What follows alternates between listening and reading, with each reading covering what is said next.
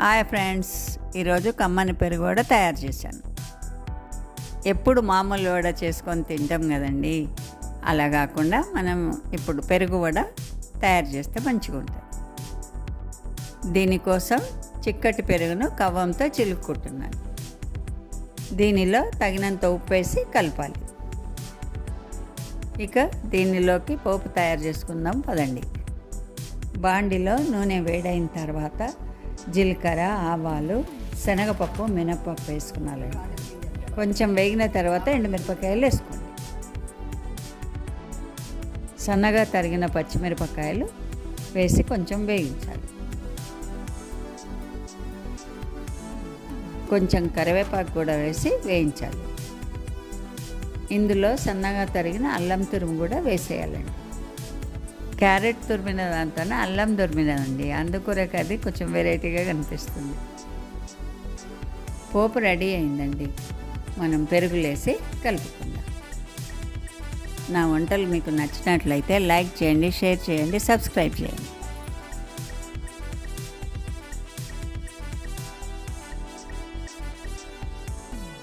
బాగా కలిపిన తర్వాత కొత్తిమీర, పుదీనా, టమాటాలు చిన్న ముక్కలుగా చేసుకొని వేసుకున్నాలి.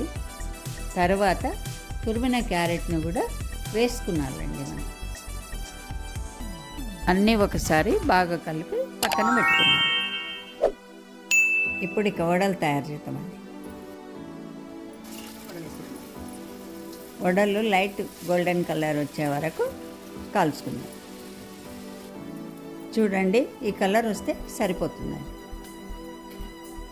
మొదట నేను 4 వడలు తయారు చేసుకున్నాను. చూడండి ఎంత చక్కగా కాలినాయి. మొదట వీటిని నీళ్ళ మజ్జిగలో వేసుకొని తర్వాత పెరుగులో నానబెట్టాలి. నీళ్ళ మజ్జిగలో వేసుకున్నప్పుడు కొద్దిగా స్పూన్తోనే నొక్కండి. ఈ పెరుగులో 2 గంటలు నానాలండి. అట్లా నానితే మంచిగా ఉంటుంది. ఒకదాని తర్వాత ఒకటి ట్రాన్స్ఫర్ చేస్తుంది. నాతో ఏదన్నా మాట్లాడాలనుకుంటే కామెంట్ చేయండి.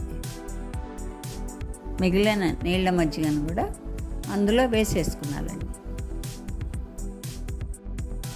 స్పూన్తో కలపకుండా, స్పూన్తో కలిపితే విరిగిపోతాయి కనుక చేతితో కదిలియాలి.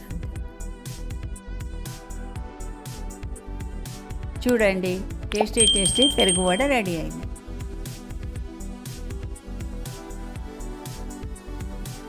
Thanks for watching.